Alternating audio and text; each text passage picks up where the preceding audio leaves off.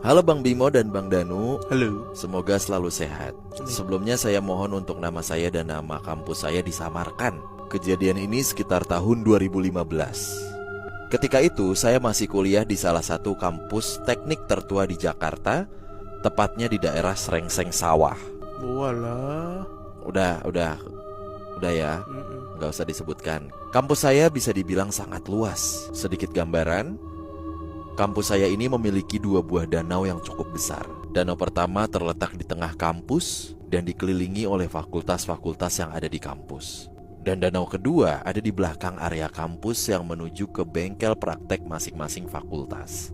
Jika kita ingin ke bengkel praktek, otomatis harus melewati danau 2 yang terhubung oleh jalan yang kira-kira lebarnya cukup dilalui satu mobil. Jalan ini juga yang menjadi penghubung danau 1 dan danau 2. Dan di samping jalan tersebut tumbuh pohon-pohon besar yang sudah berusia puluhan tahun, sampai-sampai akarnya merusak kontur jalanan itu. Oh iya, Danau 2 ini tidak seperti Danau 1 yang ramai, karena Danau 2 ini di belakang dan hanya sebagai tempat yang jarang digunakan. Beda dengan Danau 1 yang dikelilingi fakultas, dan di pinggir danaunya juga diberikan seperti tempat-tempat duduk buat mahasiswa kalau pada kumpul.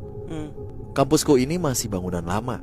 Suatu hari, saya ada praktek gambar teknik pada hari Sabtu. Seharusnya praktek dari jam 8 pagi sampai 3 sore. Tapi karena satu dan lain hal, pada akhirnya molor sampai maghrib. Singkat cerita, kampus saya juga ada kelas karyawan di hari Sabtu sampai jam 4 sore aja. Jadi otomatis, hanya saya dan teman-teman saya, 14 orang, ini udah termasuk saya, yang masih di kampus sampai maghrib. Setelah selesai praktek, pas banget mau masuk waktu maghrib. Sebagian ada yang langsung ke masjid, dan ada juga yang pulang.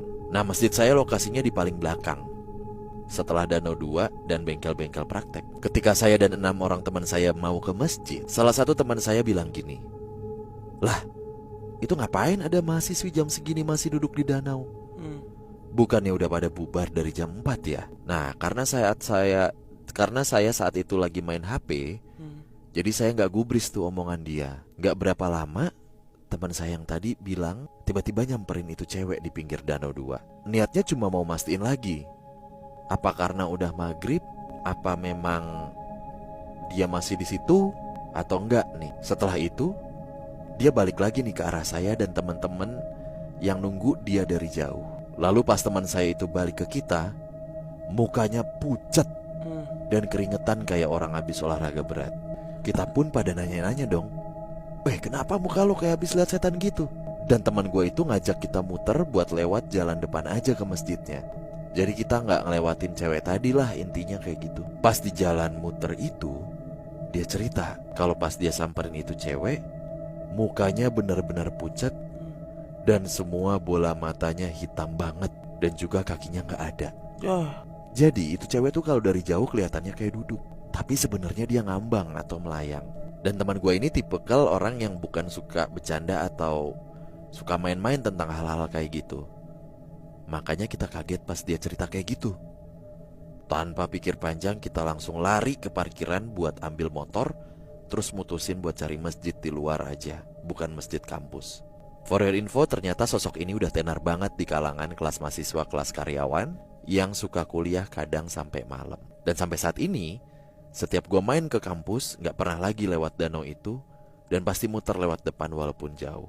Sekian ceritanya Bang, terima kasih.